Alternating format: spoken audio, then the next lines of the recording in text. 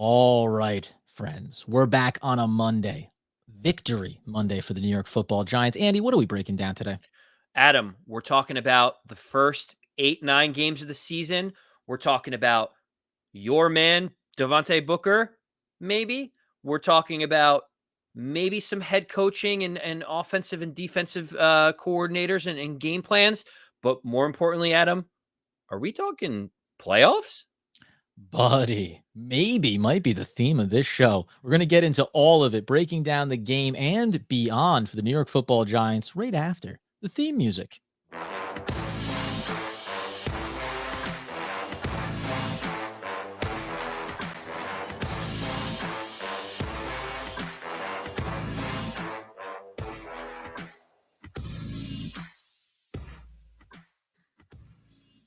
Ah, yes, friends. On a Monday, following a New York Football Giants victory, it's OGP One Giant Podcast.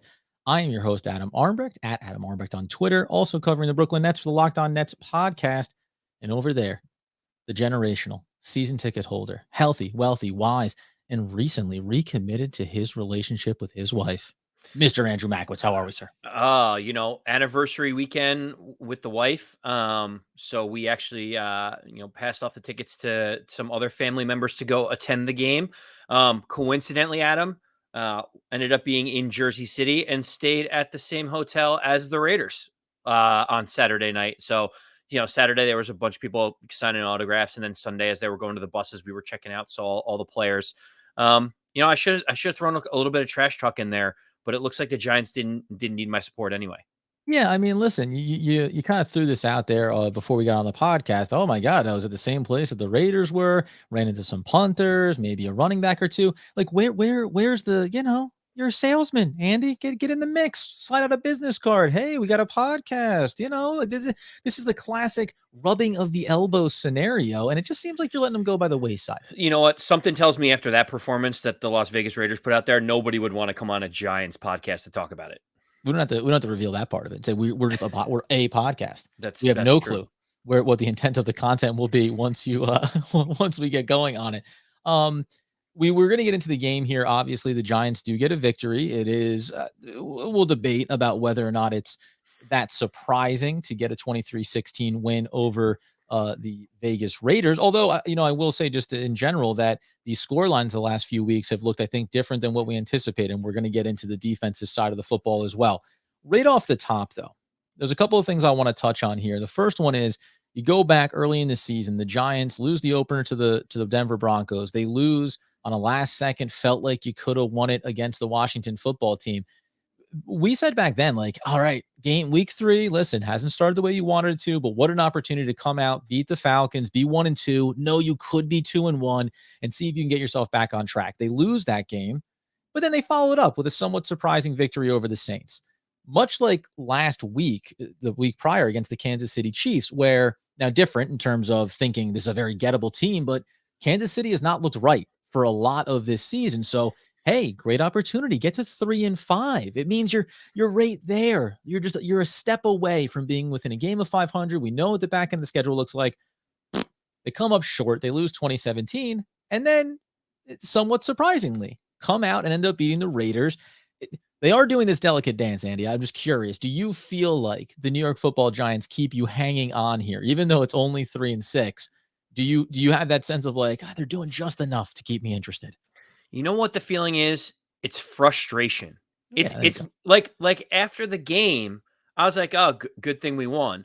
But it's frustrating for a whole host of things. One, you mentioned it earlier. It feels like there was a bunch of winnable games earlier in the season that the Giants could have taken advantage of and then would have catapulted them at least to a 500 record. You look at the Yeah. Washington game if they don't jump off sides, the Falcons game if we don't drop an interception in the Interception end in the end zone, zone. yep, yep. Yep, like right there, that's 2 plays. All you need is 2 plays to change it from the Giants being 3-6 to the Giants, being a 500 or better team. Like that's how frustrating it can be.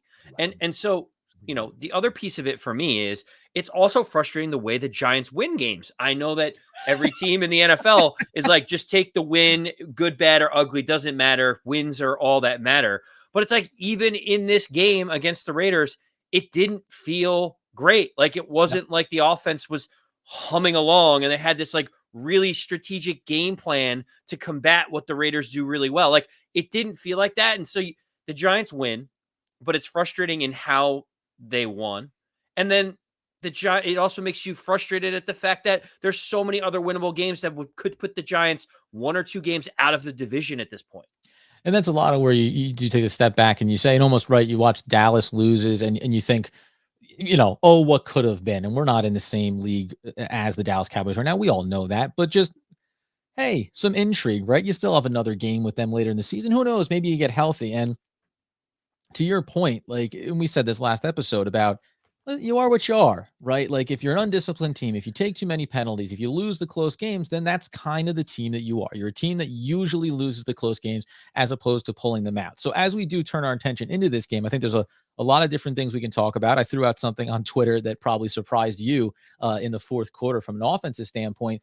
But when we get into the game script, here's what I'm going to tell you, because there's a lot of things to dissect about as far as how this team approached it, but specifically the things we liked within the game. I'll tell you one thing that I liked, and that was Devonte Booker, my friend. Don't know if you caught the stat line here, but when you have a running back that goes 21 carries for 99 yards and a 4.7 clip, that's called success. It's called keeping your team on schedule, right? That's like the great football term. Stay on schedule. Couple of yards here, couple of yards there. Make sure you always give second and third reasonable down and distances for your offense. We're going to expand into the whole game in its entirety, but this is a great example of, and I'm not casting all the way back to the draft, but this is the great example of why drafting high-end talent at the running back position is not always the answer. And it is one spot where you do have to give the tip of the cap to both the guy who drafted a running back second overall, but also went out and signed a guy like Devonte Booker, journeyman running back, who now, when needed, just steps up and gives you a very solid performance, almost 100-yard rushing day, something that Saquon Barkley hasn't done since 2019. Obviously, injuries being a big part of that. Yeah, so Devonte Booker was great for the Giants yesterday. He was great, and to your point, it felt like every time he was running the ball, it was for 4 or 5 yards, like every single time. It wasn't like his longest run of the day was 20 yards, but it didn't feel like it was the way that Saquon is the home run hitter, where it's -2, -2, 67, -5, 1. Like it didn't have that game script where you just can't get things going. It did feel like he was helping the Giants, helping Daniel Jones be in the right situations, the 2nd and 5s, the 3rd and 2s, like much more manageable from an offensive perspective. Mhm. Now, what I will say is take it all with a grain of salt in terms of it being Devonta Booker or someone else.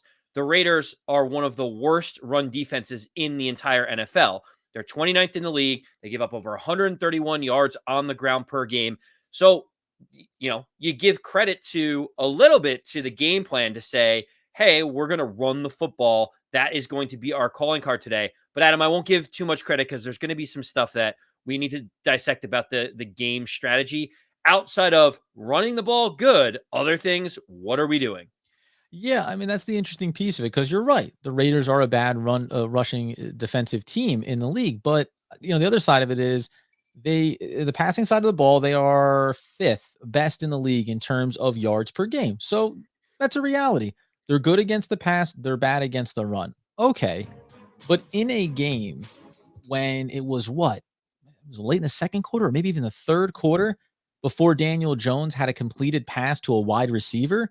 He had the early touchdown to Evan Ingram. Nice catch right at the edge of the end zone. Like, listen, he's on the team, as we've always said. Got to move forward with him. Nice catch. Good play. Didn't do anything else basically for the rest of the game. That's not even a knock on Ingram. But it was interesting to see how I can understand staying on schedule and, being effective and listen, ultimately winning the game.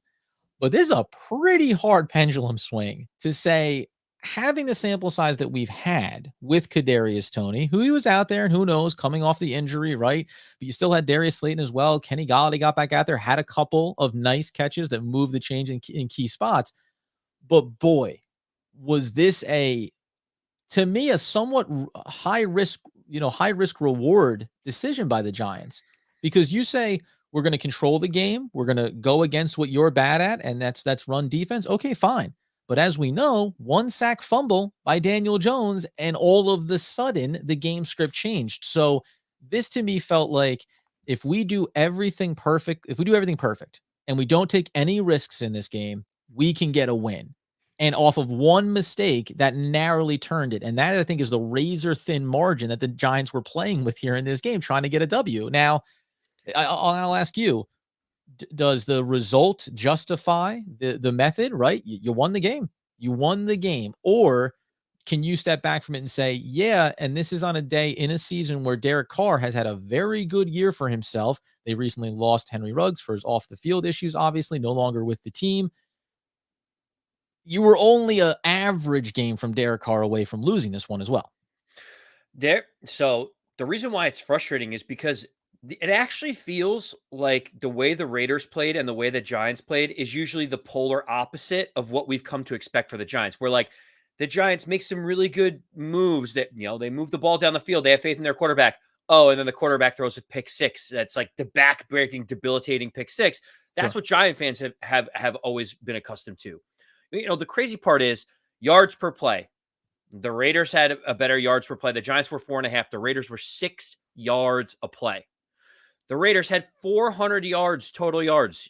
The Giants had 245. The Giants couldn't really move the ball that well down the field. Like they struggled at times, again, to be able to put up points. Now, Daniel Jones had that great pass to Evan Ingram, Yep. who, he did lead the team in receptions, albeit for 3 on 3 targets during the game. Hey, but guess what, though? 3 catches on 3 targets. That is a big step forward for I, Evan Ingram. I know you'll sign up for that all day. You're like, he catches 100% of the balls, so it doesn't matter if it's 1 or 100. Like you're in on that. I so so the thing that's so maddening to me is like I feel like the Raiders could have gotten blown out in this game by the Giants. Like the Giants looked significantly better than the Raiders did, and it felt like the game was close because, and people have said this on Twitter. Listen, the offensive line was pretty terrible. Daniel Jones was being pressured on dropbacks 40. I think it was about 45% of the time on Mhm. all of his dropbacks. He was pressured. So like they were getting pressure on him every other time they basically dropped back. So everyone's saying, well, the Giants had to have this game script. My argument to that simply is like, okay, you can't stretch the field vertically with Darius Slayton. Understand he can't get catches. You did spend $18 million a year on Kenny Galladay, who's supposed to be a guy that can go up and make a play for you one-on-one in coverage. And he gets a couple of looks. You draft a first-round draft pick in Kadarius Toney. And if we don't have time, why are we not giving, short slants and short out routes to get the ball into his hands, into his space? Mhm. It just felt like the Giants were plodding along and a lot of it has to do with the way that Jason Garrett was basically saying, I don't want to lose this game for our team. So I'm just going to run this game script and hopefully we'll come out on top if I don't blow this. Yeah, and here's the thing that I'll say as we move onto the defensive side of things, but include play calling, decision making. Right, I don't look at this so much like you say, is this Jason Garrett? Because now the narrative is out there too, right? Like, what are we thinking here? The Giants get this win. We talked about it last time. Lesser of two evils. What do you think if Joe Judge isn't the guy? Do you give a veteran head coach like Garrett an opportunity? Some people have said maybe you need to get Jason Garrett onto just the play calling and allow someone to be executing, putting in the plays, however, though. So essentially get Jason Garrett up into the booth, let him have the bird's eye view. Maybe that could help things a little bit. But my thing is here now is like we're talking about this sense of the offense didn't want to open this thing up. I'm not 100% sure. So this is the defensive piece. Defense looked fantastic, right? We're going to get back to the quarterbacks and Daniel Jones a little bit later on. Defense looked fantastic. However, gave up more average yards per play than the Raiders defense did. Short of these couple of somewhat questionable, I think it was the wind, if I want to be honest, at the stadium that affected Derek Carr, because a couple of those interceptions by McKinney were kind of like the wind caught it and just pushed it down a little bit, and then great plays by McKinney. We talk about converting those opportunities when you have the chance, but I just don't know that if the Giants said we're going to open it up, grip it, and rip it, there's a lot of factors. Is is the offensive line going to hold up enough, or is a talented defensive front for the Raiders? Are they going to get pressure and maybe force turnovers? They got one in this game in spite of limiting how much you wanted to use the passing game. Is Daniel Jones going to maybe make a mistake? And however we want to weight that, right? Looking for a pass downfield, not being able to get there, negative game scripts. And even if the offense was successful through the air and opened it up a little bit and was a little more dynamic in this game, I don't know that this defense would hold up in a more open back and forth kind of battle, because these last 3 games have been great for this defense. And there's players that I like, there's decisions that they've made that I think are moving them in the right direction.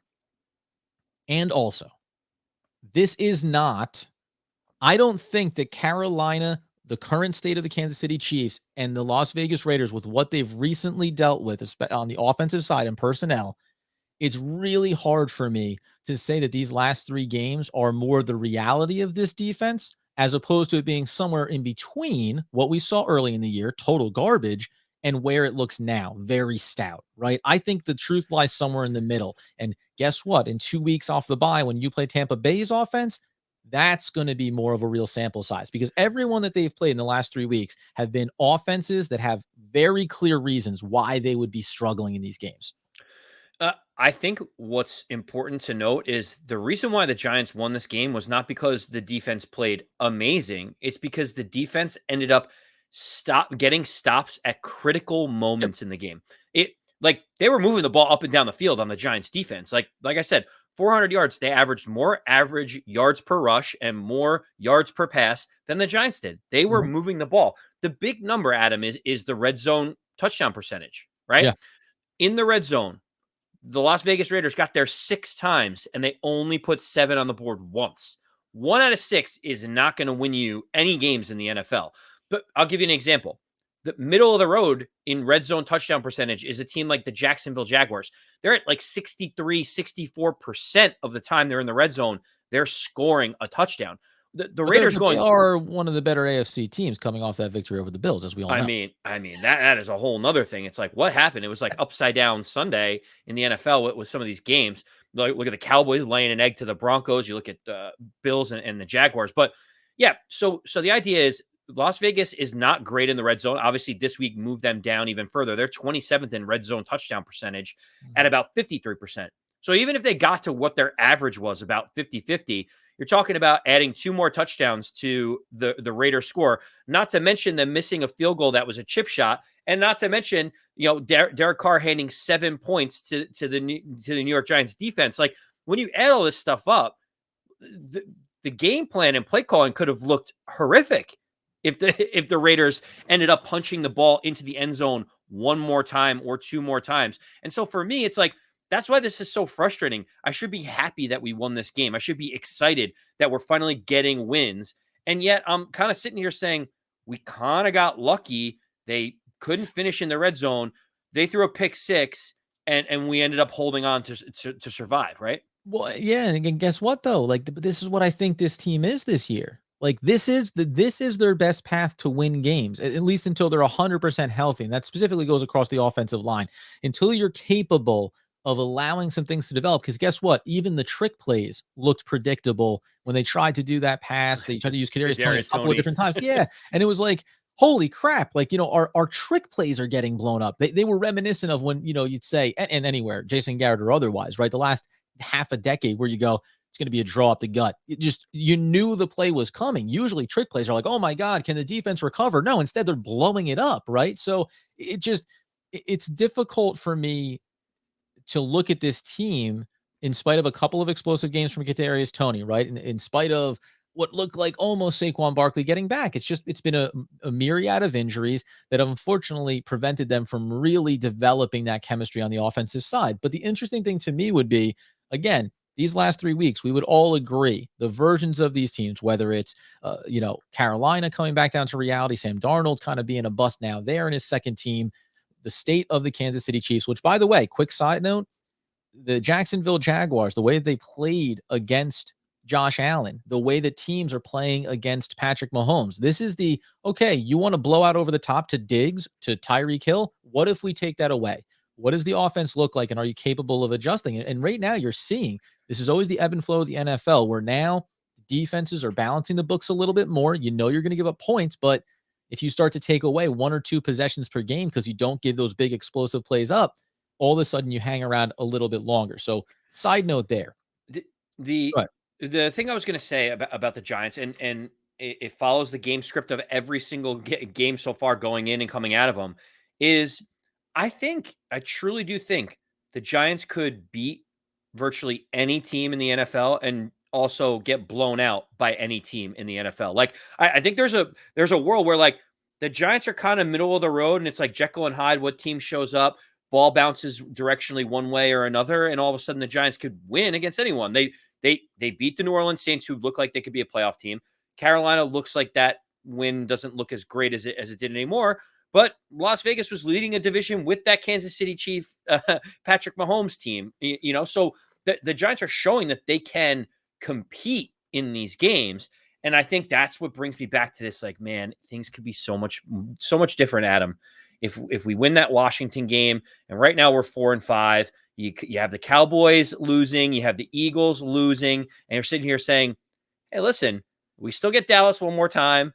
Who knows what could happen in that Miami, 2 game? for Philly, Washington, of course, I mean, Chicago. Yeah, it's all in front of us. I know what you mean, dude, and guess what? Even this win does at least give you that element of hope where you go, "Okay, going to the bye week, have 2 full weeks to prepare the perfect game plan to try to beat Tampa Bay, and even if you don't, right, the Chargers have come back down to reality a little bit, etcetera."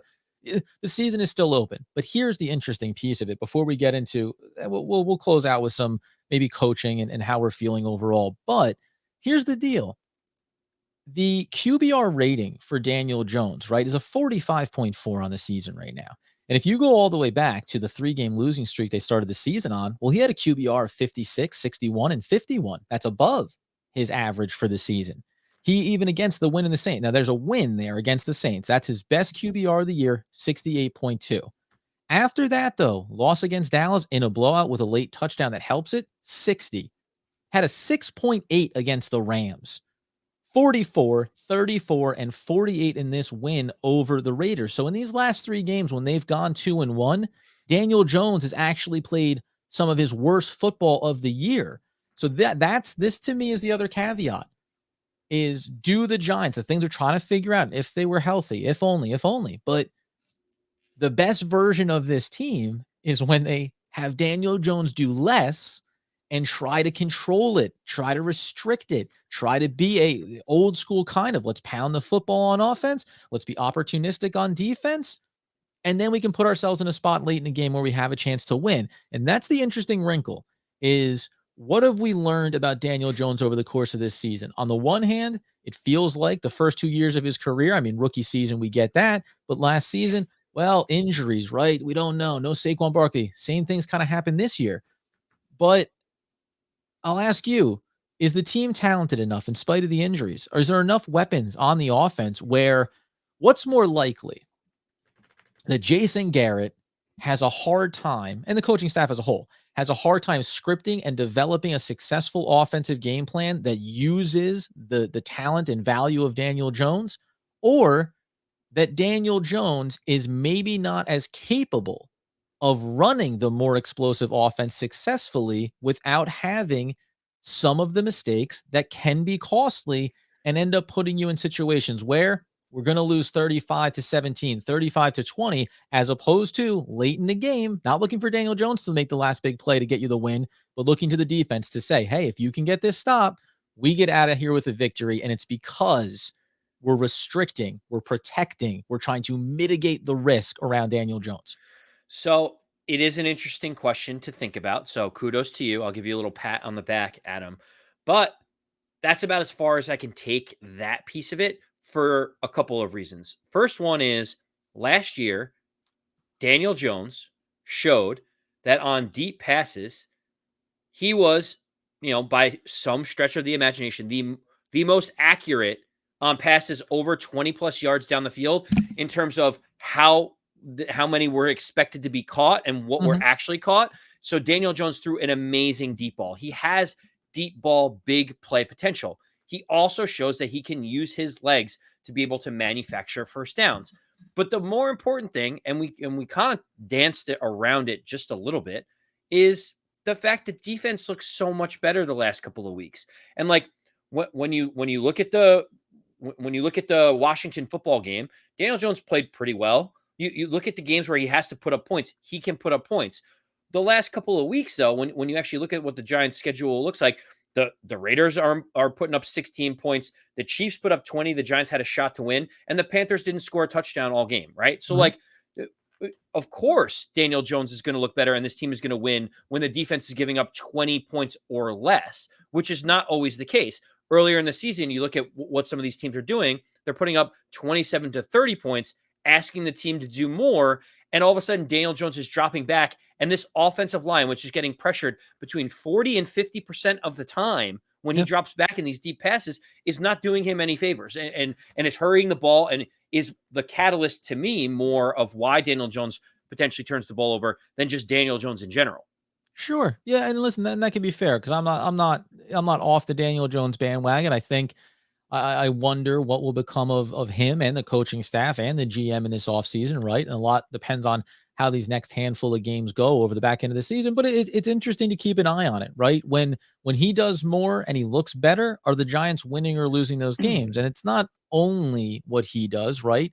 It's all three phases, obviously. But it's an interesting facet of this conversation of if you ask Daniel Jones to do more, how does it impact your chances to win or lose a game, right? The risk reward factor, something that I think like there's probably more inside these numbers going back to last year as well. So I'll suss them out a little bit. And when we come in, probably maybe in the midweek before the bye week. So it's perfect time to do it, right? Take a look at some of these numbers and how Daniel Jones is kind of stacked up.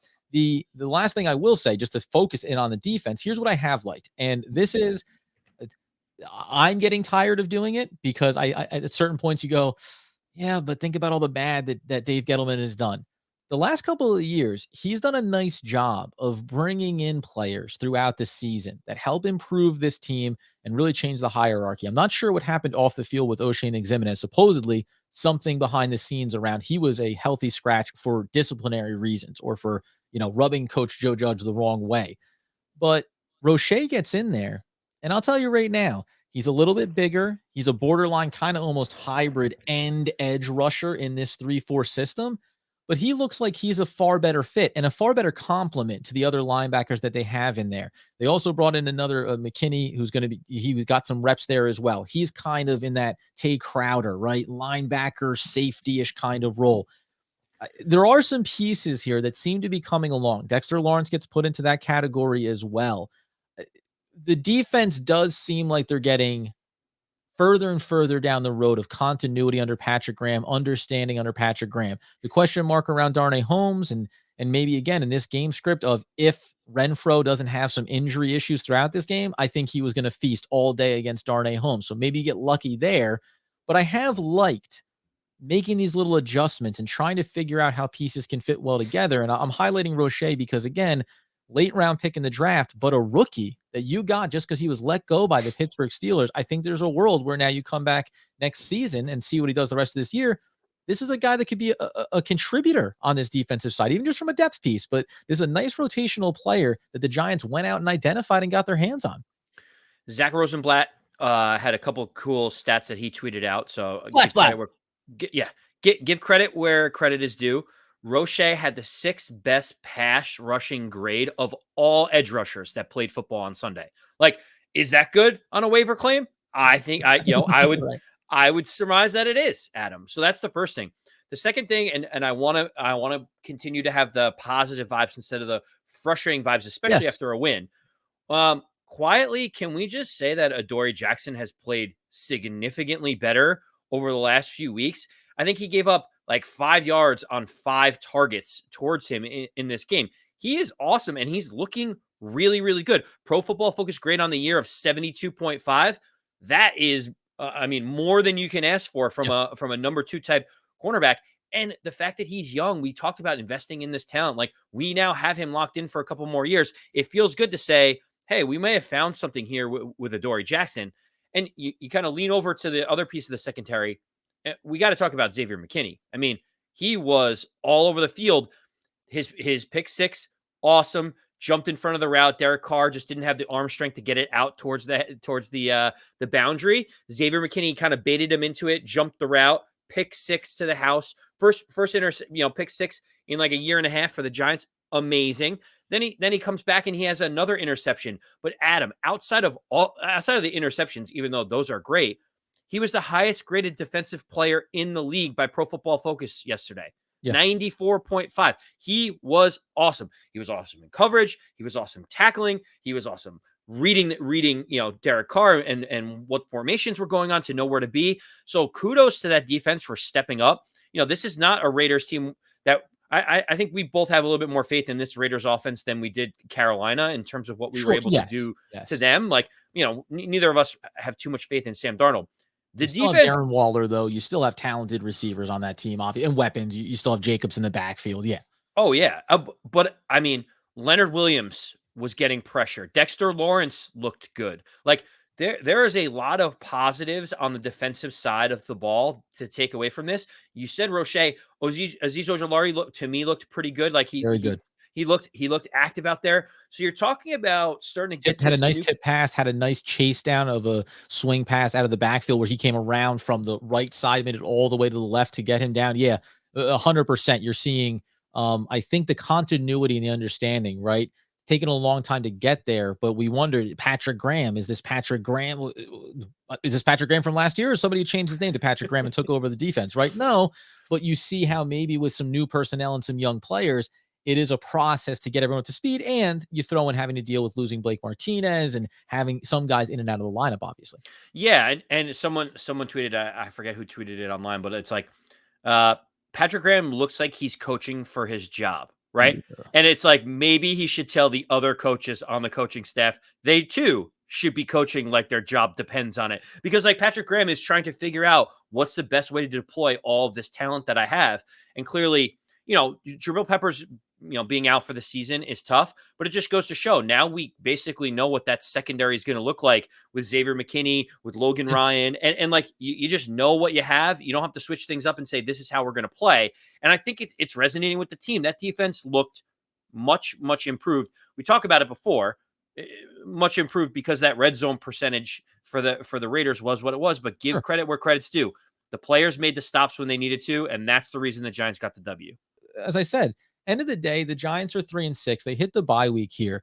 Let's just then, if we're getting out on a positive note, do you hold any level of optimism for this team going forward over the back half of this schedule, knowing that there are some very winnable games, knowing that they are going to get, marginally healthier at certain key spots where they can get him back? Saquon is still out there potentially, right, to have his return. Could have come back this week. He had to go through the COVID protocol. So there is a world, right? There is a world where this could still be a positive season. And we talked about it last week. So I just want to update your thoughts on it. Can wins against bad teams still make you feel good about this season? So Art Stapleton tweeted it out. You can't get to 11-6 if you don't get to 3-6, right? Like there's got to be a positive trend in the right direction. The Giants need to win games to have progress, but Yeah. also have aspirations for anything.